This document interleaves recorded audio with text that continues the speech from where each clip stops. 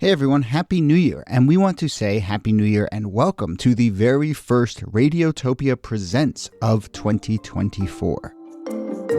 It's a series that we are truly excited about. It's called Shocking, Heartbreaking, Transformative.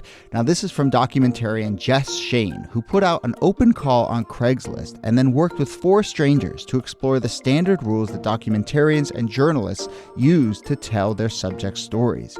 So this series gets into all sorts of questions about what happens when people's real lives are collected, edited, and consumed. The show pulls back the curtain on what goes on behind the scenes of your favorite nonfiction shows. And then it turns in on itself and some really interesting twists and turns along the way in the making of the show.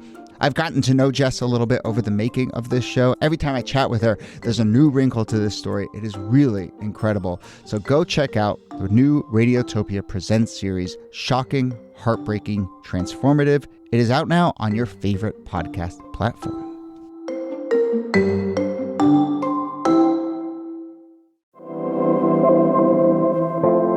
Hello and welcome to This Day in Esoteric Political History from Radiotopia. My name is Jody Avergan.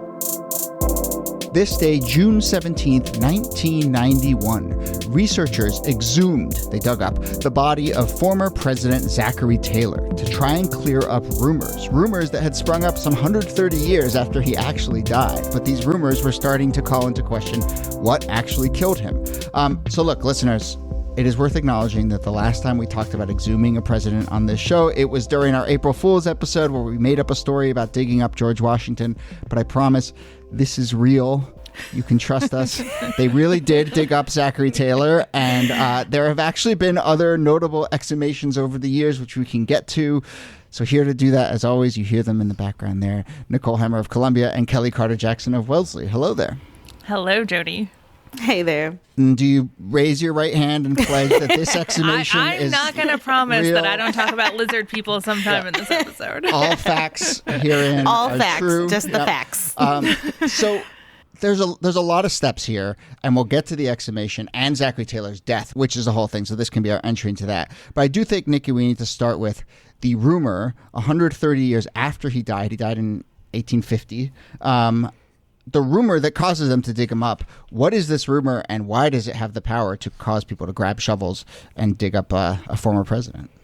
You know, in some ways, I feel like it's almost too much to call this a rumor, because it does seem to be the fever dream of one person's mind, and that is Clara Rising. She is a humanities professor at the University of Florida, and she's wanting to write this book that involves Zachary Taylor, so she starts reading about him. And this is all in like the late 80s, the early 90s. Yeah. Leading up to 1991. And as she's reading about him, she sees this seemingly healthy man dies very quickly. And after he dies, a bunch of the policies that he had opposed get passed.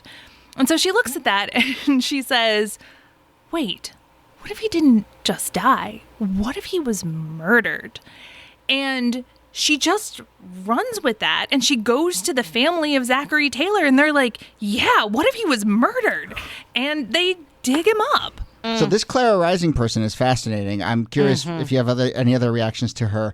One thing I will say is that I read her referred to as an author of antebellum fiction, which I would say, yeah, no kidding. I don't know, Kellie, what do you think about this Clara Rising person? It's shocking to me that she was able to pull this off or convince people. There's so much that goes into Taylor's death and then, and what comes after. But yeah, she definitely took some leaps, she definitely made some assertions and in some ways kind of still stands by them. So which is, there's a lot there. There's a lot there. But the basic assertion is what? That Taylor was poisoned. He didn't die of natural causes. He was poisoned because of his political beliefs. So even though Taylor was a slaveholder himself, he was actually opposed to the expansion of slavery. And so for people like Henry Clay and a lot of these other Southern politicians that want to expand slavery and want to really harden the fugitive slave law or put more penalties along with the fugitive slave law. Taylor's really against that. And so this is, she concocts that their way to, sort of get around this is to get rid of him and to kill the president of the United States. I know. And she fingers like the biggest names of the era. You mentioned Henry Clay. She mentions Daniel Webster. Maybe Vice President Millard Fillmore. It reminds me so much of these conspiracy theories around the Kennedy assassination, when people were like, you know who had a motive? Lyndon Johnson. Yeah. And then they just construct these florid conspiracies about how the people who benefited from the death must have been the authors of the death. It's wild. Right. Whereas, it's like, it's 1850. Like, yes, there's going to be high stakes. There's going to be political enemies. And yes, when the president dies, it is often the case that maybe policies that they oppose or that they were the only ones standing in front of, the political winds start to go the other way. So yes, it is this sort of like retrofitting to this interesting conspiracy theory. Should we leave Clara Rising to the side for a second and now talk about how Taylor died himself, and then we'll talk about the exhumation and what it found. But how he supposedly died. Died. There you go. Oh man, see, this is the problem with history. You start to read, and all of a sudden, we're going to get to those lizard people. Maybe this Clara Rising person starts making a little bit of sense here. Oh man. But Zachary Taylor died 5 days after attending the 4th of July groundbreaking ceremony for the Washington Monument in 1850. He was 65 years old. He, by all accounts, ate some raw vegetables and fruit, maybe cherries, and then he drank several glasses of iced milk and water. And then he got super sick. And I've seen people say that maybe it was the iced milk that did him in, or it was the bad fruit, but he basically had a super high fever, chest pains, diarrhea, vomiting, dehydration, and 5 days later he dies. So according to the coroner's report, the cause of death was severe gastroenteritis, which, could have been sort of like surmised as the flu, or some people could say like, well, that's like saying he died by the flu. It's actually a lot of things that went into making him sick. And I think the first thing we should talk about is sort of the environment that he lived in. For one, it's the 1850s. Washington, D.C. is a really gross place it's a swamp. to be living. It's a swamp. And particularly during the summer when it is extremely hot, a lot of people with means, wealthy people in particular, leave during the summer to avoid cholera and malaria and other diseases. And so it's, incredibly likely that you could get sick. I mean, we just talked about how he celebrated the July 9th ceremony of the Washington Monument. So it's summer in Washington, D.C. So it's not unlikely that any of these factors, based on the climate, could have, in their environment, could have contributed to his illness. Now, there's another layer here, and when you start to read about it gets pretty disgusting pretty quick. What happened to Zachary Taylor? Maybe the attempt at the cure was worse than the disease itself, because the things that doctors did to Zachary Taylor to try and save him were pretty awful. Oh, man. Yeah. So back then, they had a practice of bleeding you, which is basically they cut you in order to get you to bleed out. And it was a practice that was sort of done to thought to remove toxins from the body. But when you are sick, you need all of your blood. I think try to hold on to that. But there even. It was said that some of his doctors were like quacks. Like, basically, they gave him practices and medicine that made him sicker, that actually poisoned his body. In some ways, this was like a medical assassination. In the attempts to save him, they created more harm. Yeah, I mean, they were larding him up with opium, with quinine, with mercury. Maybe he was poisoned, but if he was poisoned by these doctors. But actually, spoiler alert, he was not poisoned. Yeah, I mean, I think it's like I've seen sort of Twitter threads. This every once in a while pops up. It's like it's not fun, isn't the right word, but the stuff that doctors did to Zachary Taylor is makes for a good Twitter thread, and I see it pop up every once in a while. But they basically did experiments on him. I think they fed him mercury tablets. Like, they just really, and who knows, he was ill, but I think they just seemed to be a really excruciating 4 or 5 days of doctors just trying all sorts of unproven and very, I think, sketchy stuff on him until he finally expired. Which is a pretty high-stakes set of experiments, right? Totally. I feel like it keeps falling out of the conversation. This is the president of the United States. He's the guy who runs the country. And they're just like, I don't know, try mercury. And try like bleeding him a bunch. Yeah, and, I think bleeding him from not very pleasant places also, for what it's worth. Oh, I think they created read that. blisters on him, and they gave him calomel. I'm not even sure what that is.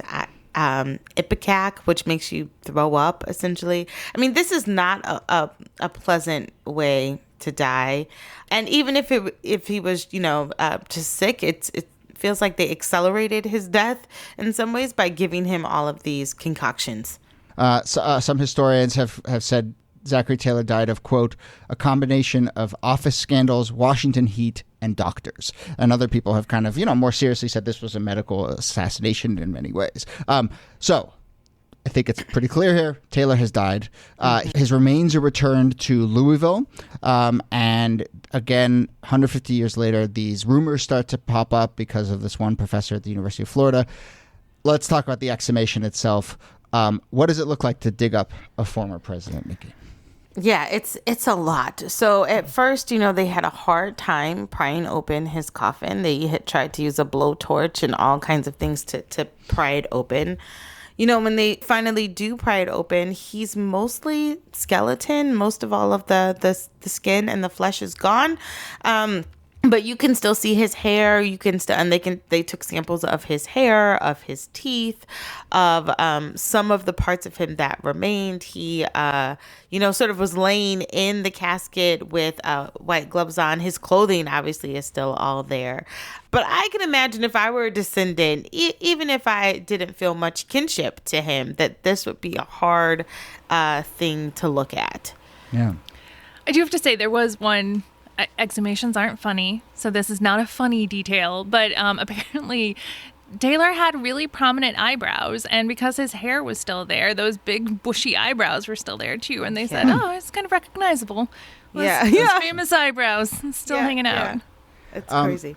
And so the results of the examination, they were looking for poison. It was pretty conclusive that there were not the levels of poison in the samples they took that would have indicated that he had been poisoned. There was some arsenic is a naturally occurring thing. There was a little bit of that there, but, basically it was like, well, he was not poisoned. It was a pretty conclusive statement at the end here. I just think poor Zachary Taylor, he spends his last final days surrounded by people just poking and prodding and doing awful things. And then the next time he sees people, poor guy, in 1991, they're doing the same thing and they're just poking and prodding. And it's just let this taking man. hair samples and body samples. I mean, it's not great. It's not great at all. Yeah. And we should say that while the medical doctors all concluded that he had not been poisoned, there was still one person holding on. Mm-hmm. And that was Clara Rising, who said, "We may not have found arsenic, but by damn, I still think he was poisoned." And she went ahead. Well, you got to stand by it at that point. That's right. Well, look, no backing down. And she went ahead and published her book 10 years later or so, or actually maybe longer. I think it was in 2007 that she published her book. It is not very well reviewed on Amazon. But, I think it's a commitment to, look, once you have a plot in your head, if you're a historical writer, and you like that plot, there are very few things that should budge you from that. You go ahead and write your historical antebellum fiction, I suppose. It just really makes it all feel like he was exhumed for nothing. Absolutely nothing. For just a whim. A whim. Are you implying that if at least a decent book had come out of all of this, it would have been maybe. Even I was first intrigued, okay, the South was pretty violent, makes sense. But no, I mean, at some point you have to back down. Yeah. Okay, as we wrap up, this did send us down a little bit of a research rabbit hole of other exhumations. So I think this is the most specific example of a president being exhumed. this appears to be the only proper exhumation of a former president. But, I think a couple episodes ago we did talk about Andrew Jackson, and there were questions about why he died, and they did go back and take some samples and see if it was the bullet in his heart that killed him or he died for other reasons. So, people continue to be interested, including Abraham Lincoln seems to have had a not very restful post-death. I don't know any proper exhumations, but I think that fits into this larger history here, right, Niki? Yeah, I mean, they keep moving him, in part because grave robbers have tried to get a hold of him, in part to have viewings of his body. He's obviously a pretty legendary figure in American life, and so moving him around and giving him more proper burials it's kind of been a pastime over the past 150 or so years. 17 times. Yeah. 17 times. And then they I guess they were always worried about theft, that someone would try to ransom his body. And so they buried his coffin 10 feet deep and encased it in concrete and put a cage around it. So there you go. Good luck trying to get his body. Yeah. National Treasure 3. I know. Yeah. Lee Harvey Oswald was exhumed as part of questions about whether he was a Russian agent or not. I don't think that has answered those questions.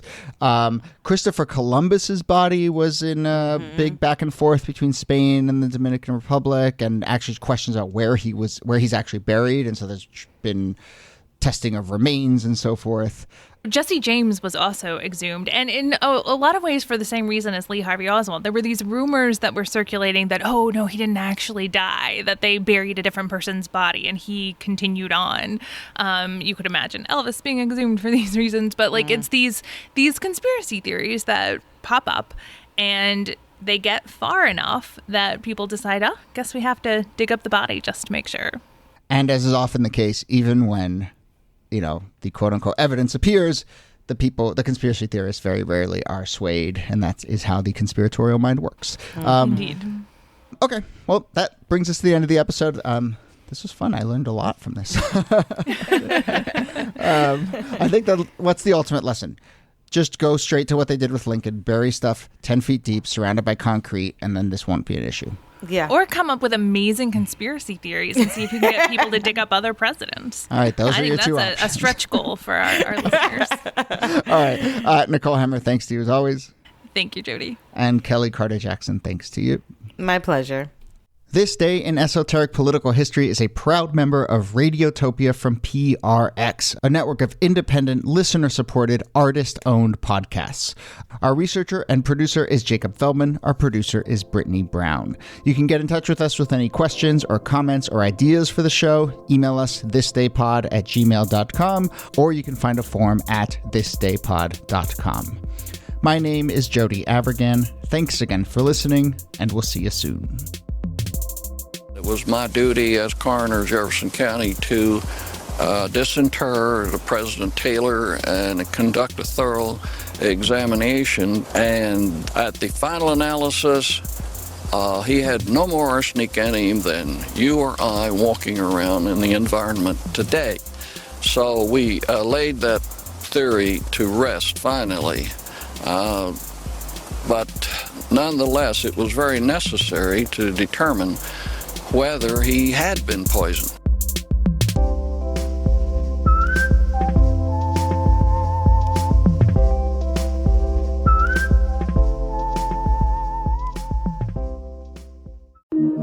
Radiotopia.